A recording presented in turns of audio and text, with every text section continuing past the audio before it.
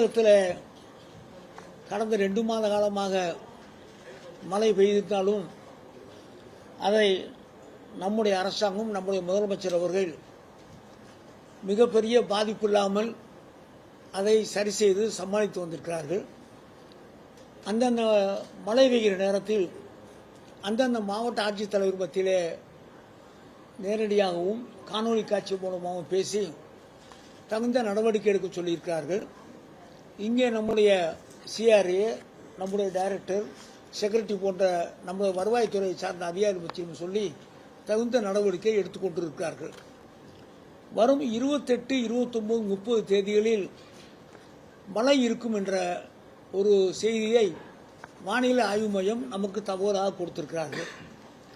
அது காற்றழுத்த தாழ்வு மண்டலமாக மாறக்கூடிய வாய்ப்பு இருக்கிறது என்று சொல்லி அதையும் சொல்லியிருக்கிறார்கள். அதனுடைய போக்கை 28ஆம் தேதி எந்த பக்கம் அது நகரும் என்பதை சரியாக சொல்ல முடியும் என்று வானிலை ஆய்வு மையம் சொல்லியிருக்கிறார்கள்.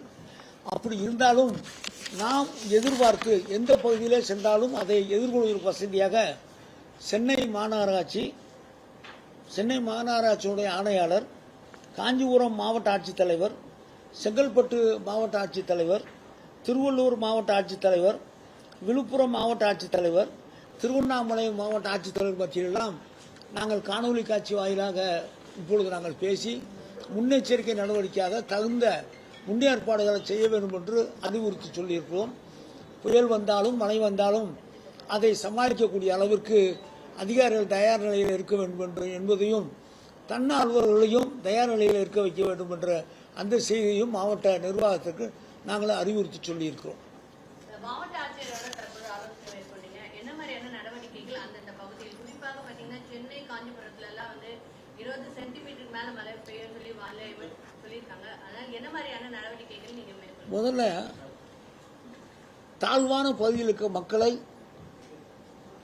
அவர்களுக்கு ஒரு பாதுகாப்பான இடங்களில் தங்க வைக்க வேண்டிய அந்த கல்யாண மண்டபமோ பள்ளிக்கூடமோ அதை ஒதுக்க வேண்டும் என்று சொல்லியிருக்கிறோம்.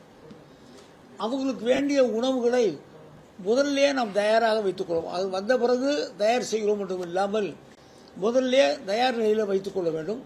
குறிப்பாக குழந்தைகளுக்கு பால் போன்ற அந்த அத்தியாவசிய பொருட்கள் எல்லாம் தயார் நிலையில் வைத்திருக்க வேண்டும் என்று சொல்லியிருக்கிறோம். இங்கிருந்து NDRF, SDRF அந்த படைகளையும் நாங்கள் தயார் நிலையில் வைத்திருக்கிறோம். எந்த பகுதிக்கு அது தேவை என்று தெரிகிறதோ அந்த பகுதிக்கு நாங்கள் அறிவித்து சொல்லவிருக்கிறோம். குறிப்பாக மின்சார தடை இல்லாத ஒரு சூழ்நிலையை உருவாக்க வேண்டும் என்று சொல்லி அந்த துறைக்கும் நாங்கள் அறிவுறுத்தி சொல்லவிருக்கிறோம். நாளைய தினம் இது சம்பந்தமாக நம்முடைய முதலமைச்சர் அவர்கள் ஒரு ஆய்வுக் கூட்டம் நடத்தவிருக்கிறார்கள். அதில் முழுமையாக எல்லா மாவட்ட நிர்வாகத்துக்கும் சொல்லி தகுந்த முன்னேற்பாடுகளை மக்களுக்கு பாதிக்காத அளவிற்கு எந்தெந்த நடவடிக்கை எடுக்க வேண்டுமோ அதை எடுக்கவிருக்கிறோம்.